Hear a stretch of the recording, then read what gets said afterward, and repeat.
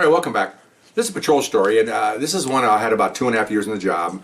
One of the other videos on realcopstoriesvideos.com talk about the John Wayne syndrome. This came out in the 70s and 80s. We walk around, full head of hair, flat stomachs, mid-20s, physical conditioning is peak.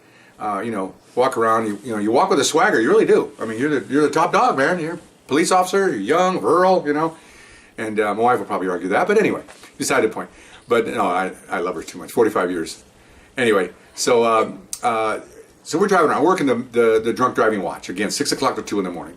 Well, sometimes during the week, around 12:30, before bars open, or way before bars open, you have a dead period. You get kind of quiet, and you're driving around, there's nothing to do. I mean, you're just burning gas, but you're doing, driving up and down these streets, it's boring.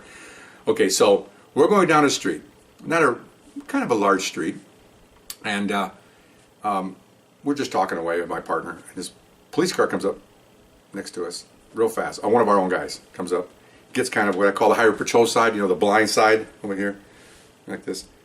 Gets up here, and it's summer, windows are down, and he hits the siren, okay, really loud, okay. And we look, and then he takes off, okay. So we take off, and now we're chasing him with red lights and siren. He's got his red lights and siren on, and we're chasing each other, okay. Yeah. This is your tax dollars, burning gas, okay.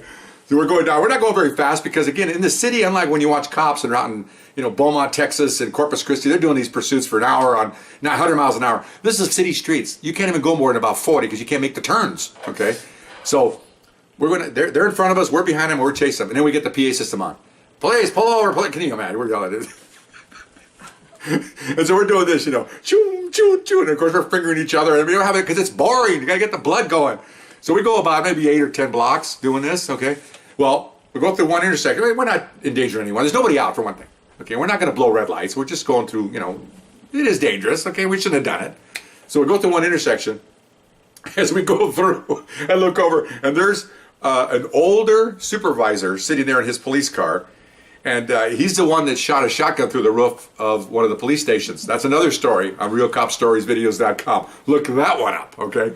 Anyway, so we look over, and he's looking down for something. He looks up just to see us. When we went by, I saw him, and I kept looking. His head was down. Then he looked up at the last second. I saw his face. I knew who it was.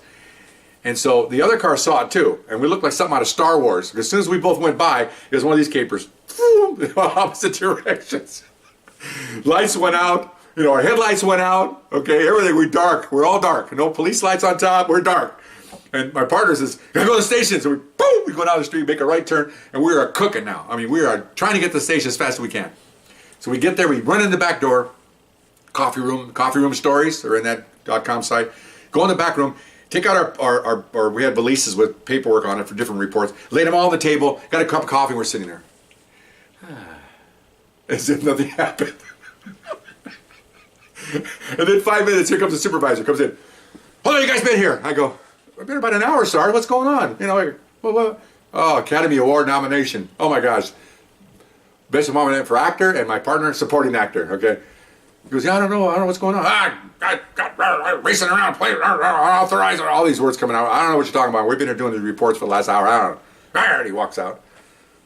Started laughing. And then right after that, the other unit comes in. He goes, "He's already been here." He says, "Okay, cool. It's just out for a while." So they turned and went back out this time. They didn't want to be involved because they came in after him. Okay, that's not before him's good. After him's no good, okay? They took off. And so, we finished our shift, and then next day, roll call. He's up there, of course. And again, I tell us before, you can't tell A-plus officers not to do something. That's the opposite of what you want done. You know what you should have done? Like every other story, every other prank, I explain all my stories now, up to 140 something. Let it go. It'll go away on its own. It'll die its own death. Remember, you're only as good as your last caper. You do a prank, whatever, that stays until the next one shows up, then that falls to the wayside. He goes to roll call, 35 A-plus cops out there. We're in there, the ones that are doing the racing.